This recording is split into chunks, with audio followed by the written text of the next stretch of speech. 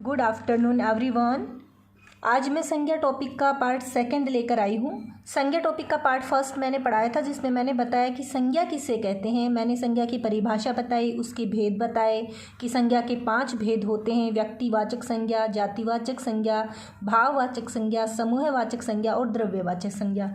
मैंने उनकी डेफिनेशन आपको बताई थी, परिभाषा बताई थी कि जातिवाचक संज्ञा किसे कहते हैं, भाववाचक संज्ञा किसे कहते हैं, समूहवाचक संज्ञा किसे कहते हैं। इन सब की मैंने आपको परिभाषा बताई थी। आज मैं पार्ट सेकंड लेकर आई हूँ, पार्ट 2 लेकर आई हूँ, जिसमें मैं आपको बताऊंगी कि भाववाचक संज्ञाएं किन किन शब्दों से बनाई जाती है। भाववाचक संज्ञाएं किन किन शब्दों से बनाई जाती, किस प्रकार से बनाई जाती है। तो देखो बच्चों, भाववाचक संज्ञाएं 5 प्रकार के शब्दों से बनाई जाती है।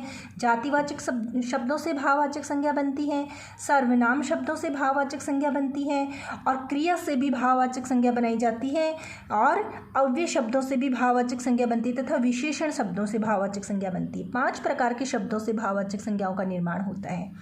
ये आप ध्यान रखना कि संज्ञा कितने प्रकार के शब्दों से बनती है। तो संज्ञा 5 प्रकार के शब्दों से बनती है। कौन कौन से शब्दों से बनती है?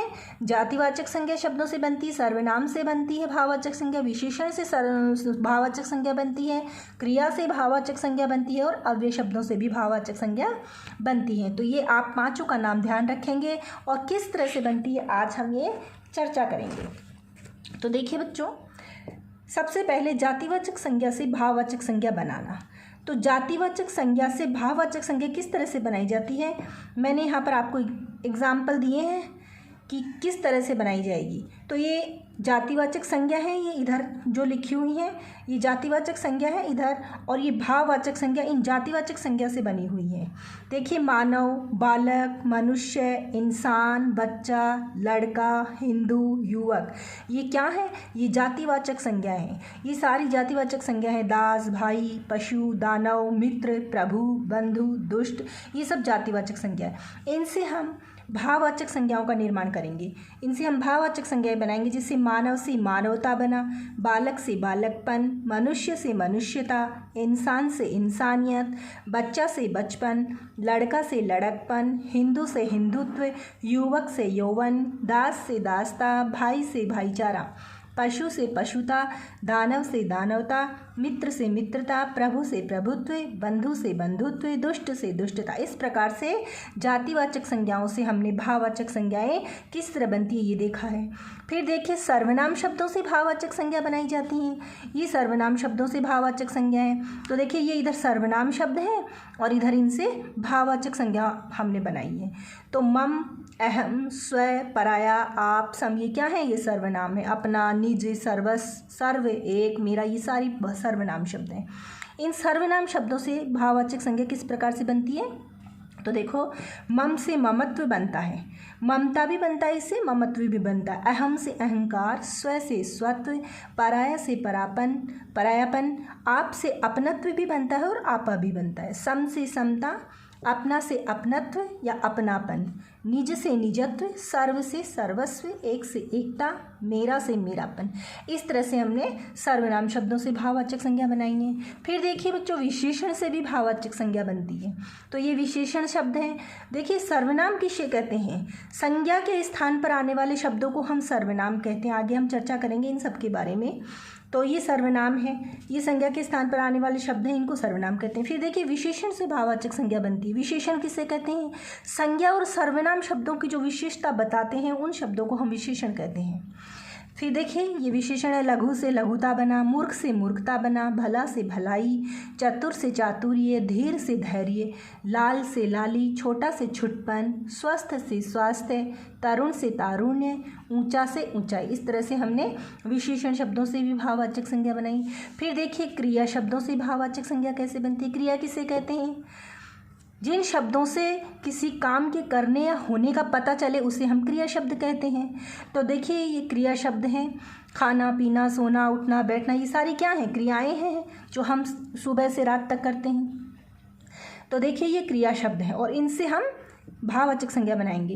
पहचानना से पहचान, पीना से प्यास, जलना से जलन, मांगना से मांग, चलना से चाल, पीना से पान, रंगना से रंगाई, मिलाना से मिलाप, सोना से स्वप्न, भूलना से भूल।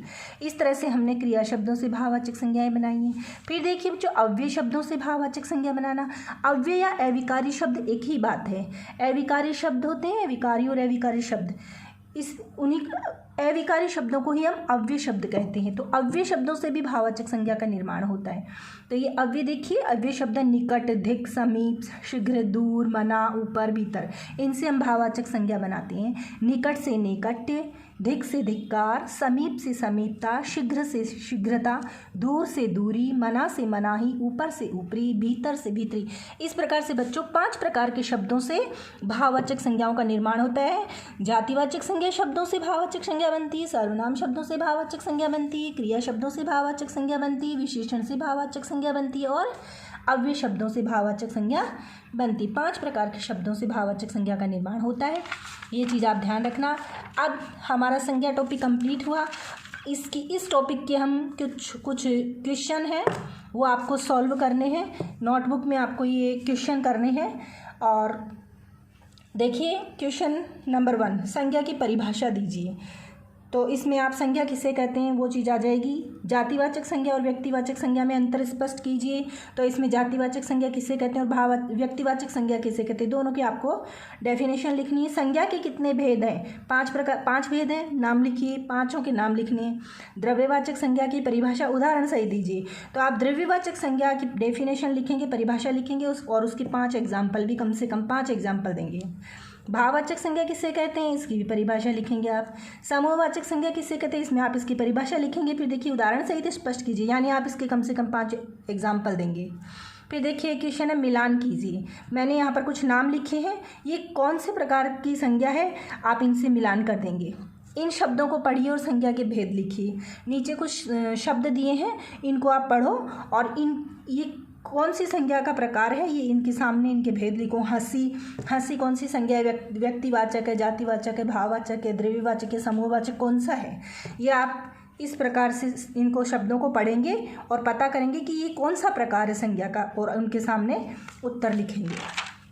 फिर क्वेश्चन नंबर 9, भाववाचक संज्ञाएं कितने प्रकार के शब्दों से बनती है। अभी मैंने बताया 5 प्रकार के शब्दों से बनती है। नाम लिखिए, तो उनके आप नाम भी लिखेंगे कि कौन कौन से बनती हैं। निम्नलिखित शब्दों से भाववाचक संज्ञाएं बनाइए। ये शब्द दिए हैं, इनसे आप भाववाचक संज्ञा बनाएंगे। सफल, शत्रु, क्रूर, पंडित, पहुंचना। फिर निम्नलिखित विशेषण शब्दों से भाववाचक संज्ञाएं बनाइए। कुछ विशेषण शब्द हैं, तो इनसे आप भाववाचक संज्ञा बनाएंगे। कुशल, प्यासा, युवा, चतुर, धीर, विषम। कुशल से कुशलता, प्यासा से प्यास, युवा से युवक, यौवन, चतुर से चातुर्य, धीर से धीरता, धैर्य, विषम से विषमता। इस तरह से। Thank you for watching this video.